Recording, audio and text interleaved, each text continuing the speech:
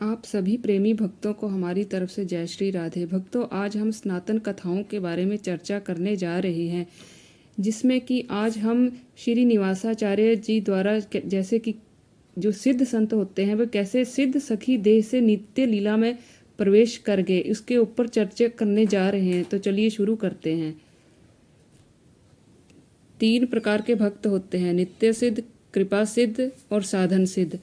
नित्य सिद्ध वे हैं जो कृष्ण के नित्य परिकर हैं और कृष्ण स्वयं लीला के लिए जहाँ विराजते हैं वे वहीं उनके साथ रहते हैं। कृपा सिद्ध वे हैं जो श्री भगवान की अहेतु की कृपा से प्रेमियों का संग प्राप्त करके अंत में उन्हें पा लेते हैं। और साधन सिद्ध वे हैं जो भगवान की कृपा प्राप्त करने के लिए भगवान की रुचि के अनुसार भगवत प्रीत्यर्थ प्रेम साधना करते हैं। ऐसे साधकों में जो प्रेम के उच्च स्तर पर होते हैं, किसी सखी या मंजरी को गुरु रूप में वरण करके उनके अनुगत रहते हैं। ऐसे पुरुष समय समय पर प्राकृतिक देह से निकलकर सिद्ध देह द्वारा लीला राज्य में पहुंचते हैं और श्री राधा गोविंद जी की सेवा करके कृतार्थ होते हैं। ऐसे भक्त आज भी हो सकते हैं। कहा जाता है कि महात्मा श्री निवासाचार्य जी इस स्थिति पर पहुंचे हुए भक्त थे। वे सिद्ध सखी देह के द्वारा श्री राधा गोविंद की नित्य लीला के दर्शन के लिए अपनी सखी गुरु के पीछे पीछे ब्रजधाम में जाया करते थे।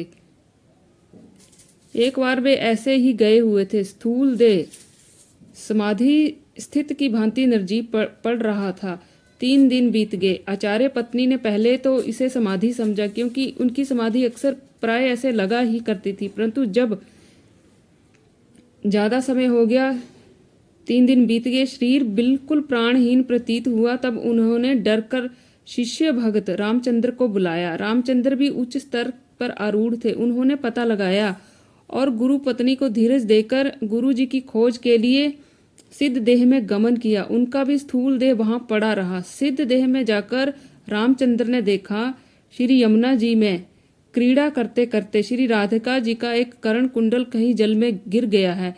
कृष्ण सखियों के साथ उसे खोज रहे हैं, परंतु वह मिल नहीं रहा। रामचंद्र ने देखा सिद्ध देहधारी गुरुदेव श्री निवासाचार्य जी भी सखियों के यूथ में सम्मिलित हैं तथा रामचंद्र भी गुरु जी की सेवा में लगे। खोजते खोजते कुछ देर बाद रामचंद्र जी को श्री जी का कुंडल एक कमल पत्र के नीचे पंख में पड़ा मिला। उन्होंने लाकर गुरुदेव को दिया। उन्होंने अपनी गुरु रूपा सखी को दिया। सखी ने युथेश्वरी को अर्पण किया। युथेश्वरी ने जाकर श्री जी की आज्ञा से उनके कान में पहना दिया। सबको बड़ा आनंद हुआ। श्री जी ने खोजने वाली सखी का पता लगाकर परम प्रसन्नता से उसे चर्वित तांबूल दिया।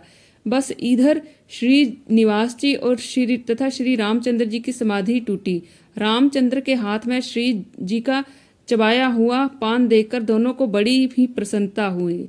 तो भक्तों, आज के लिए बस इतना ही। कल पुनः आपसे भेंट होगी। तब तक के लिए जय श्री राधे।